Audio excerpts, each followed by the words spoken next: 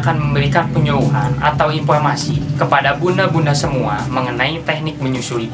Pastikan di sini bunda-bunda masih bingung, apalagi yang baru pertama kali mempunyai bayi. Nah, untuk itu bunda-bunda nggak perlu khawatir karena kami di sini akan menjelaskan bagaimana teknik menyusui yang baik dan benar itu seperti apa. Untuk itu langsung saja kita ke video pembahasannya. Selamat menyaksikan. Sebelum kita membahas teknik menyusui, alangkah baiknya bunda-bunda semua harus mengetahui apa sih itu menyusui. Jadi, menyusui itu adalah proses pemberian susu kepada bayi atau anak kecil dengan air susu ibu atau yang lebih kita kenal dengan sebutan ASI yang berasal dari payudara ibu. Nah, nanti bayi akan menggunakan refleks hisap untuk mendapatkan dan menelan susu. Manfaat teknik menyusui. Jadi, manfaat teknik menyusui ini selain baik untuk bayi, tetapi baik juga untuk bunda-bunda semua yang menyusui. Yaitu satu, menurunkan berat badan bunda. Yang kedua, membantu rahim ke ukuran semula. Ketiga, kontrasepsi alami. Yang keempat, mencegah beberapa jenis penyakit. Dan yang kelima, menumbuhkan rasa keibuan bunda menjadi lebih peka.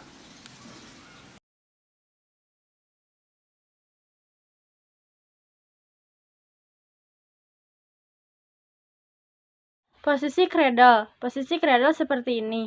Ketika menggendong bayi, pastikan bayinya itu sejajar, baik dari telinga dengan bahu, segaris lurus, dan tidak menoleh. Kalau bayi menoleh seperti ini cenderung tidak nyaman. Posisi sebenarnya nggak cuma menggendong dengan posisi cradle aja. Ada posisi footbox, cross cradle, CD laying, dan lainnya. Sedangkan untuk posisi cross cradle ini hanya pengarahan dari awalnya saja, di mana tangannya itu cenderung memegang area leher, kepala bayi, kemudian diarahkan dengan dan ditopang dengan tangannya. Begitu juga setelah cross cradle, pasti balik lagi ke cradle. Pastikan bahwa tangan ibu yang menopang, bukan menahan. Karena kalau menahan seperti ini akan kaku. Kalau tertahan, mereka cenderung tidak nyaman. Kalau mau menggerakkan kepalanya jadi susah. Jadi biarkan saja hanya sebagai penopang saja. Posisi lain bisa menggunakan bantal menyusui seperti ini. Misalnya jika posisi football, bantalnya seperti ini dan bayinya ditaruh di sebelah sini. Dan tetap harus sejajar atau segaris lurus antara telinga dengan bahunya supaya anaknya nyaman, dan area tangannya seperti memeluk dan tidak mengganjal. Jadi posisinya jauh lebih dekat dengan ibunya. Untuk posisi tidur, anak tidak perlu bantal sebenarnya, tapi ya itu semua tergantung sesuai ketinggian dari payudara. Yang menjadi faktornya adalah pundak ibu. Payudara bisa digerak-gerakin ke arah mulut bayi, dan kalau seandainya anaknya di atas, posisi anaknya nggak perlu pakai bantal, bisa pakai bedong yang dilipat supaya ketika menyusui tidak ketutupan.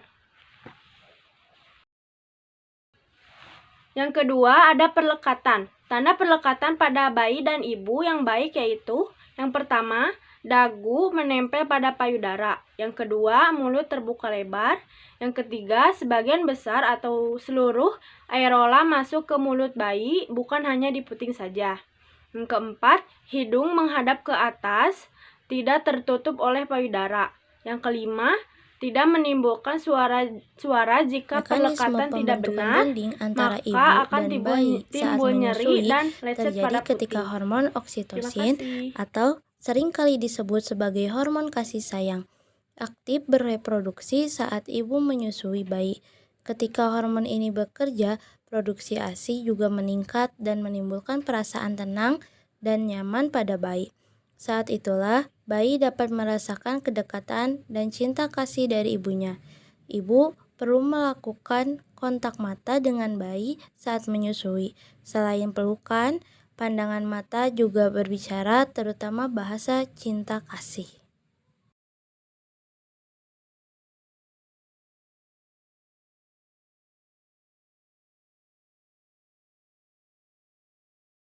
Selanjutnya, dalam teknik menyusui, Bunda juga perlu memiliki keyakinan dalam memberikan ASI. Tujuannya yaitu untuk memperlancar dan mempermudah pengeluaran ASI. Selain itu, Bunda juga perlu memiliki keyakinan bahwa ASI merupakan sumber nutrisi yang terbaik untuk bayi.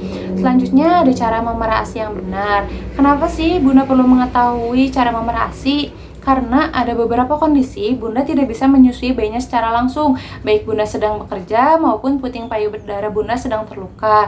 Caranya yaitu cuci tangan terlebih dahulu dengan langkah yang benar menggunakan air yang mengalir. Yang kedua, duduk dengan posisi yang nyaman, biasanya dengan badan sedikit membungkuk atau maju ke depan agar gaya gravitasi membantu ASI menjadi lebih mudah mengalir.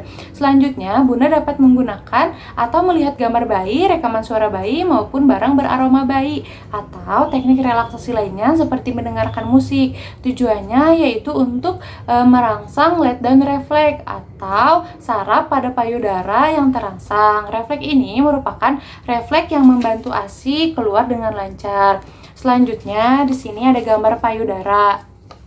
Nah, payudara dipijat dengan lembut dari dasar payudara ke arah puting secara melingkar sambil rasakan bagian mana yang terasa seperti ada banyak ASI yang menggumpal. Nah, selanjutnya letakkan ibu jari di atas areola dan jari telunjuk di bawah areola. Areola itu merupakan bagian berwarna gelap pada payudara yang mengelilingi puting susu.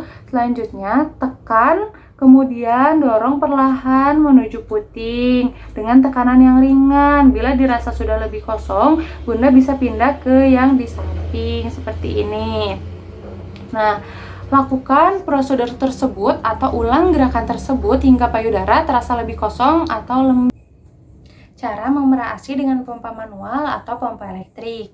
Pilihlah pompa yang nyaman digunakan, tetapi pada pompa manual tipe trompet ini tidak disarankan karena pada bagian bola karet atau yang pada gambar itu yang berwarna merah, bagian untuk memompanya itu tidak dapat disterilkan. Lalu sebelum dan sesudah memompa itu harus tetap menjaga kebersihan seperti mencuci tangan dan mensterilkan alat. Lalu waktu yang disarankan itu pada pagi hari karena pasokan ASI itu banyaknya di pagi hari. Setelah itu waktunya 30-60 menit setelah menyusui dan 1 jam sebelum menyusui. Yang keempat, frekuensi dan lama menyusu. Frekuensi menyusu minimal 8 kali dalam 24 jam.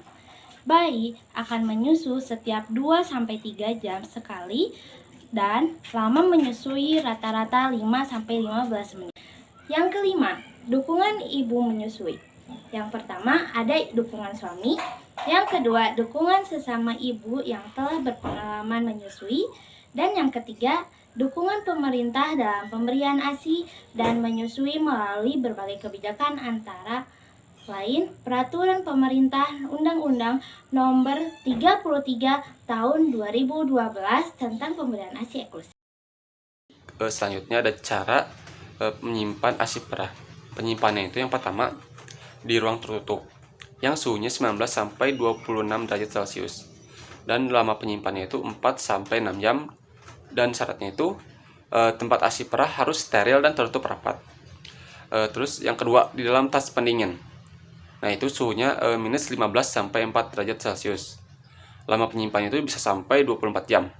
Dan syaratnya itu pastikan es gel atau es batu itu menyentuh wadah ASI sepanjang waktu dan hindari sering membuka tas. Yang ketiga itu lemari es. Suhunya itu kurang lebih 4 derajat Celcius dan lama penyimpanan itu bisa sampai 5 hari. Syaratnya itu simpan di bagian paling dalam lemari es. Terus wadah ASI itu harus tertutup rapat. Yang keempat itu freezer kulkas 1 pintu. Itu suhunya minus 15 derajat Celcius dan lama penyimpanan itu sampai 2 minggu. Ada cara menghangatkan ASI perah dan langkah-langkah menghangatkan ASI perah. Yang pertama itu ASI perah beku dikeluarkan terlebih dahulu dari freezer, kemudian diletakkan dalam kulkas kurang lebih 24 jam. Kedua, ibu juga bisa mengaliri ASI perah beku dengan air dingin bertahap sampai beberapa bagian dan seluruhnya mencair. Yang ketiga, ASI perah beku yang sudah mencair kemudian dapat direndam dalam air hangat. Dan yang terakhir, ASI perah yang tidak beku dapat dihangatkan dengan cara mengalirkan air dingin bertahap menjadi air hangat di bagian luar wadah ASI perah. Cukup sekian video penyuluhan dari kami. Mudah-mudahan bisa membantu bunda-bunda semua. Kalau begitu kami dari kelompok 10 pamit undur diri. Sampai berjumpa di video-video kami berikutnya. Dah.